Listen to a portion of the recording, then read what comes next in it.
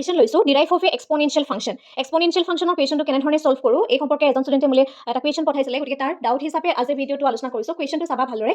এতিয়া আমাক উলিয়াবলৈ কৈছে dy বাই dx আৰু তাৰ কাৰণে আমাৰ y ভেলুটো দিয়া হৈছে। y ভেলুটো কি এক্সপনেনচিয়েল ফাংচনৰ ওপৰত যোনটো আমাৰ পাৱাৰ যেনেকৈ থাকে, যেনেকৈ xৰ ওপৰত যিকোনো ধৰণৰ ভেলু থাকে, সেই ভেলুটো দি থোৱা হৈছে 2x³ + 3x² + 2।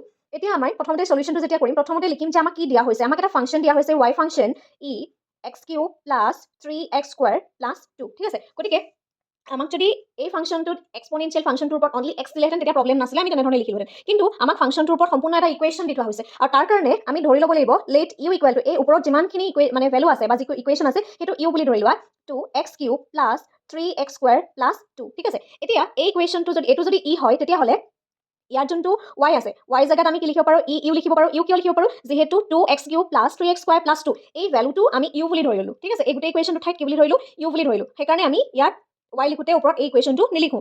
এতিয়া প্ৰথমতে du/dx উলিয়াম, তাৰমানে এই ফাংচনটো আমি প্ৰথমতে কৰি লওঁ আহা। এতিয়া চোৱা d/dx, ইয়াত ইউ ফাংচনটো লিখিম 2x² + 3x² + 2। এইটো কৰিম, এইটো কিউব আছে দেই, এক্সৰ ওপৰত পাৱাৰ কিমান আছে, 3 আছে। 3 আহিব x3 - 1 + 3 ওপৰত 2 আছে, x2 - 1 এগেইন 2 জেগাত হ'ব 0, গতিকে এইখিনিত আহিব 6x² + আহিব 6x, ঠিক আছে। এতিয়া আমি du/dx উলিয়ালোঁ। ঠিক তেনেধৰণে আকৌ dy/du উলিয়াব লাগিব। কিয় ইউ উলিয়াম, যিহেতু ইয়াত x ফাংচনটো নাই, উইথ ৰেস্পেক্ট টু x যেনেকৈ কৰোঁ, ইয়াত উইথ ৰেস্পেক্ট টু কি আছে, ইউ আছে, সেইকাৰণে আমি du কৰিলোঁ, ঠিক আছে। d/du ইয়াৰ জেগাত ডাইৰেক্ট লিখি ল'ম আমি y ফাংচনটো, এতেকে d/du ইয়াৰ জেগাত এক্সপনেনচিয়েল ফাংচনটো লিখি ল'ম, যোনটো আমাক ইউ হিচাপে দিয়া হৈছে, গতিকে এইটো ইউৱে থাকি যাব। এতিয়া আমাক কুৱেশ্যনটো কি দিছিলে, dy/dx। dy/dx উলিয়াবলৈ হ'লে কি কৰিব লাগিব, du/dx ইনটু dy/du। এতিয়া চোৱা এই du কাটাকাটি যাব নে, যাব নিশ্চয়। কি থাকিব, dy/dx থাকিব, কাৰণে আমাৰ এইটো যোনটো ভেলু আমাক উলিয়াবলৈ দিছিলে। এতিয়া চোৱা ইয়াৰ ঠাইত আমি কি কৰিম, এই যে du/dx আমাক দিছে, du/dxৰ জেগাত তুমি চিম্পলি এই ফাংচনটো বহাই দিয়া, যোনটো du/dxৰ ভেলুটো আমি পাইছিলোঁ 6x² + 6x, হয়নে। ঠিক তেনেধৰণে dy/du জেগাত আমি পাইছিলোঁ, এইটো মাল্টিপ্লাই হ'ব আৰু এইটো পাইছিলোঁ আমি ইউ, ঠিক আছে।